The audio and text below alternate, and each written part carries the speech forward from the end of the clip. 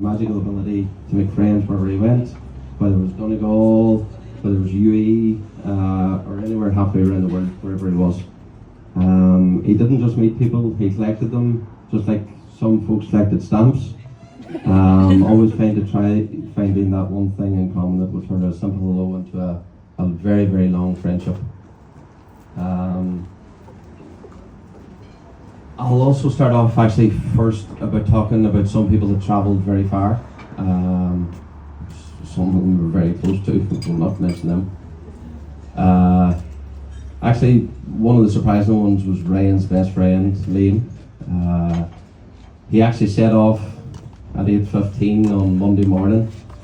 He had to get to Letterkenny for 8:30 from Milford, and his mother dropped him up and dropped him off, and I think he was waving him goodbye for a long time, but he got the phone call obviously on Thursday, and he went to Australia, and he actually came back yesterday to be at the book.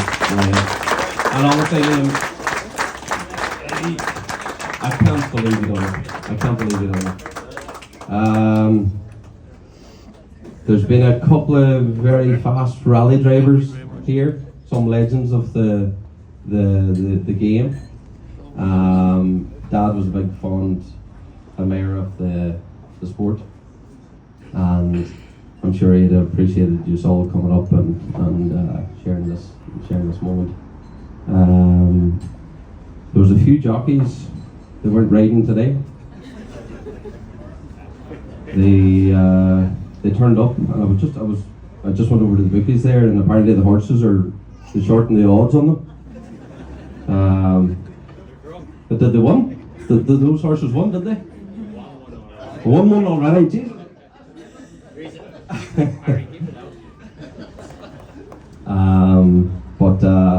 No, listen, I mean, with cousins and, family and friends that obviously came from Wicklow and all over the country, and we really appreciate that as well.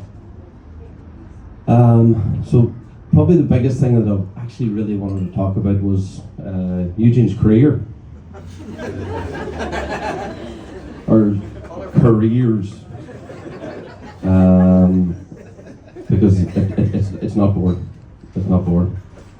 I actually said something here. His CV is probably the most interesting document, and I bet it's given to a few HR folks, and it's given a good chuckle over the years. So I tried to find out what happened Dad before obviously I was born, and he worked in the Dolphin Takeaway, frying chips. It was there. Chips.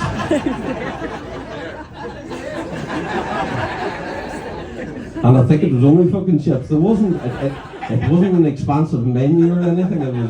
It was chips and chicken maybe or something like that. And he tapped into bartending maybe for a couple of months. Pouring pints and pouring out wisdom often go hand in hand, but that was something interesting. All right. And I got a good job in the grill in 1974. aye. Oh, sorry. You actually told me something last night. I didn't put it in. Apparently, he painted St. Connell's. He painted St. Connell's. Is that true? I forgot. It was fucking kind of fucked me up in that. Whether the psychiatric people was Aye. Did I know who was the worst and Hitler the psychiatric? And he was an insurance broker as well. Now, some of these stories didn't really mend in with me.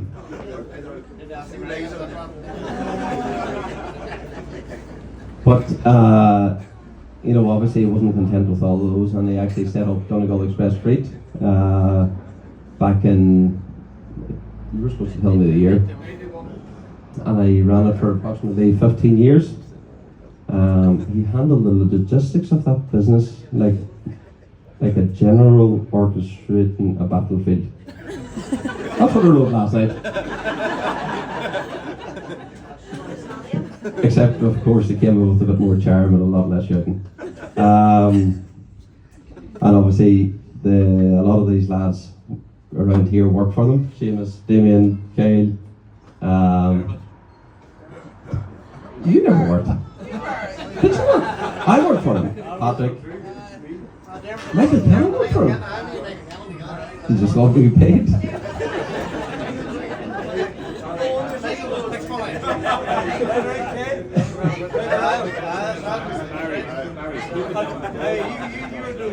Oh, sorry, the Dole office is across the road. I better just be careful with what you're saying.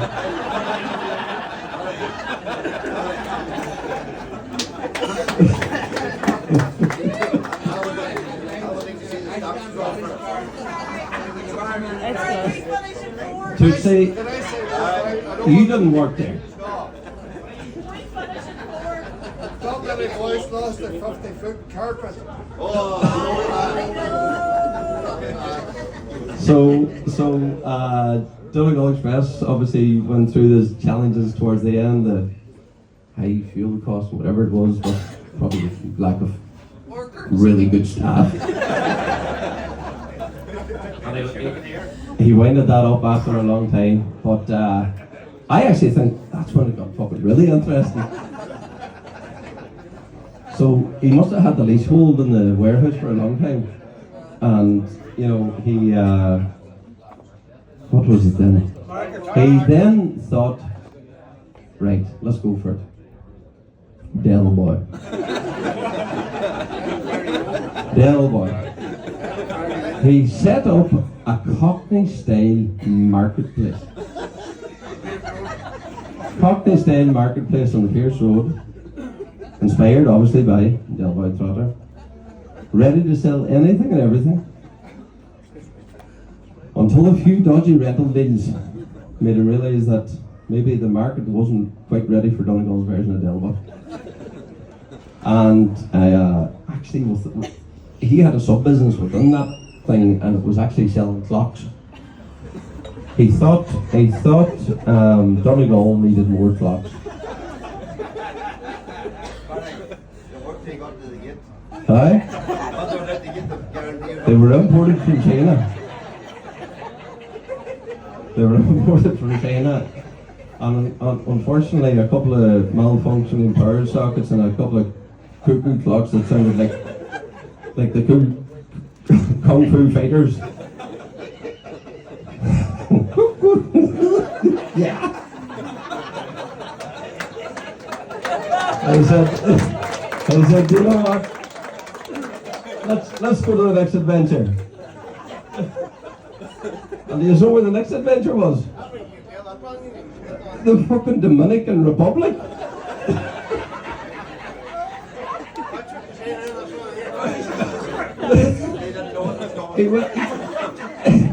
He moved to the Dominican Republic with Lynch's, and he was a logistics manager for a freight company in the US. So being in the Dominican Republic, he was trying to work out, right, we'll get them freight there from New York to Orlando, and I could sort that out and we could bring it over there to Texas. It'll be grand, I'll be there in 20 hours or something. But anyway,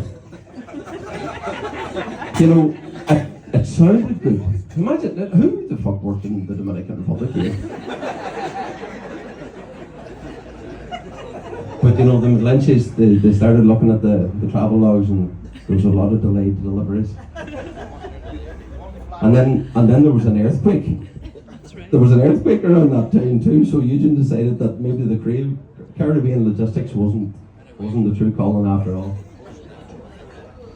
So he then actually moved back to Ireland, and he continued his quest for the perfect job. And then he worked for Worth. So he tried selling screws and hammers and all that sort of stuff. And he was going around at some CD, Martin. You know, selling all those screws and hammers, and then, you know what? He must have been passing Kilmacrennan one day trying to sell a couple of screws, and I think John O'Donnell caught his eye and he said, "Jeez, that boy can sell. That boy there can sell." And I said, "You know what? I'm going to headhunt him." I'm going to bring him to the Kilmarnock group and sell steel.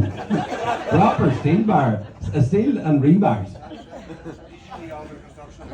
And let's be honest, folks. Working 9 to 5 wasn't that right job for him. It just wasn't. You wasn't there at 9 and all that.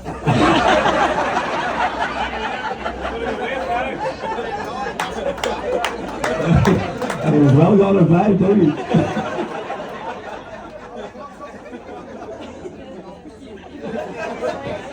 Do you know what? Hey, I'm glad I didn't do this in the church.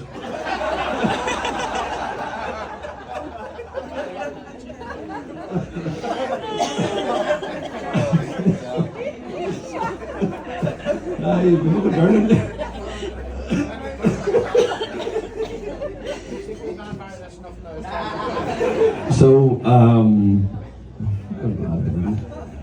So I actually moved to Dubai with Caroline in 2010. We actually went up to the opening of McGettigan's, and I moved there 6 months later and got a job, and he actually, obviously me telling him, he rang me 20 times a day at the time. It cost money at that time, you couldn't ring for free. No, it probably fucking cost me more. I was ringing him. And it was probably one of the best decisions he'd done in his life, personally, and for his own fucking ego. But he moved and he worked in McGettigan's bars. Dennis and the guys gave him a good opportunity, and he quickly became the life of the party, Mr. McGettigan. And he was in his element, charming customers from all corners of the globe, making friends left, right, and centre, and offering the best customer service experience you could actually get without ever pouring a drink. I don't know many barmen that worked in the bar for 10 years. Sorry, worked in the bar and never served a pint. But he fucking done it well. So, COVID hit 2020. Obviously that role was minute, and he moved back to Donegal, and the headhunters were out again. Working in one of the best bars, arguably in the world or in Dubai or whatever it is, there was a lot of people, gee, Mr. McGettigan's bar. So the Shandon Hotel reached out.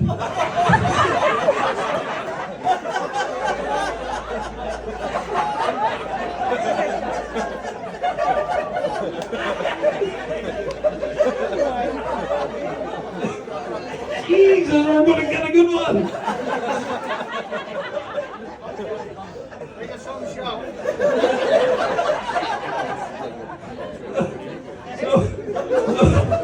So he landed down, didn't we? He had the interview and he got the salary, and it was whatever the market salary was, he obviously had to go 20%, 30% higher now because he's coming from Dubai. So, he landed on the first day, and he quickly discovered that running a bar in Dubai and running one in Donegal are two very different things. And he... How do you pour a pint? I was getting phone calls and that. How do you make a coffee?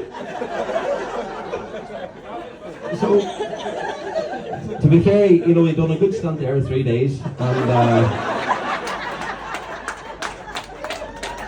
it was time just to move on again. And this is, I don't know, I do think Dad watched Breaking Bad, the series Breaking Bad, and when the boys, times were going good and you need to get rid of a bit of money, you set up a car wash business.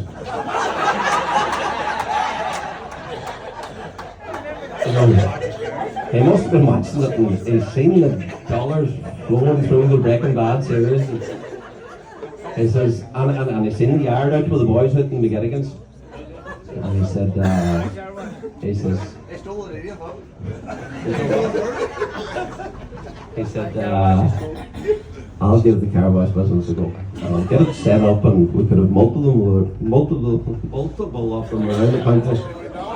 Like McDonald's. The cars are going to that many straight. Unfortunately, finding reliable staff was tougher than expected. And when they didn't show up, Eugene had to take matters into his own hands. Let's just say that some of those cars needed more than a wash. They needed a new paint job. Or they came out looking like wild zebras at the end of the day. But you know, out of all the unique roles that he had, and that was a brief trip there. I actually think the last one was probably the most enjoyable he had. Being the bus tour guide for the Yanks.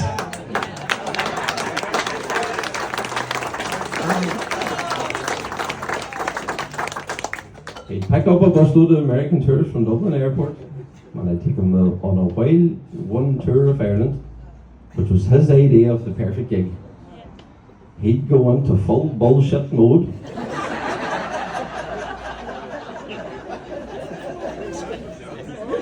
Weaving local myths and legends that were about 10% history and 90% imagination.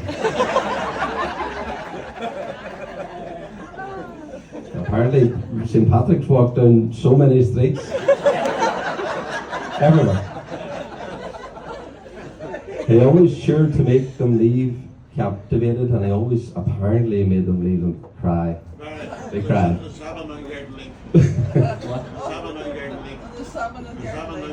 Oh, the salmon garden lake.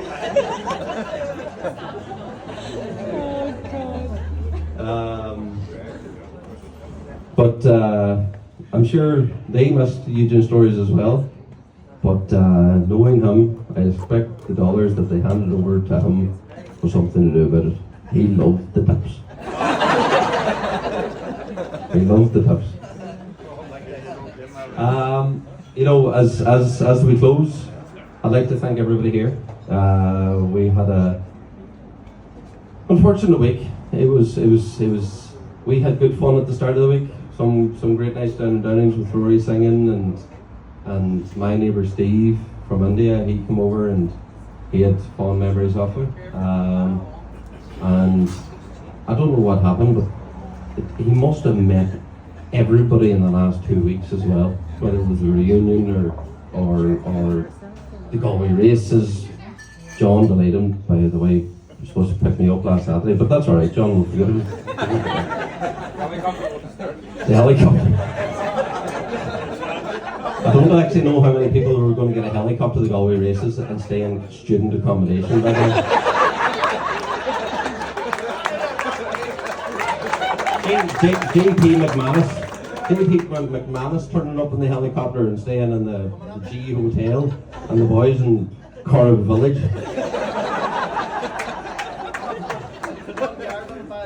Oh, very nice. Very nice, John. But you know, a lot of people come up to us, and one thing they always said about Dad, and he was very proud of me, Ryan, and Rory. Loved us to bits.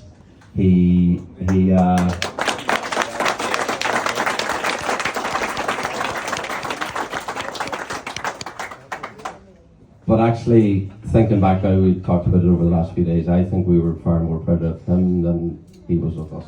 So,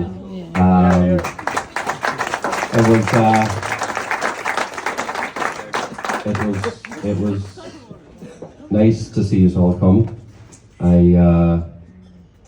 I hope the rest of the night goes well. We're going to sing a couple of songs, but I'm not going to sing them, we've done enough. Darren and Shane, we make it, Rory. We make it, Rory. You never know. We have to get Rory. I think there's a song in him or two. But we're going to do a few songs that he liked, and you have to guess the artist. You have to guess the artist, and then pick whatever. But no, thank you, Dad. We miss you, and thank you. All right.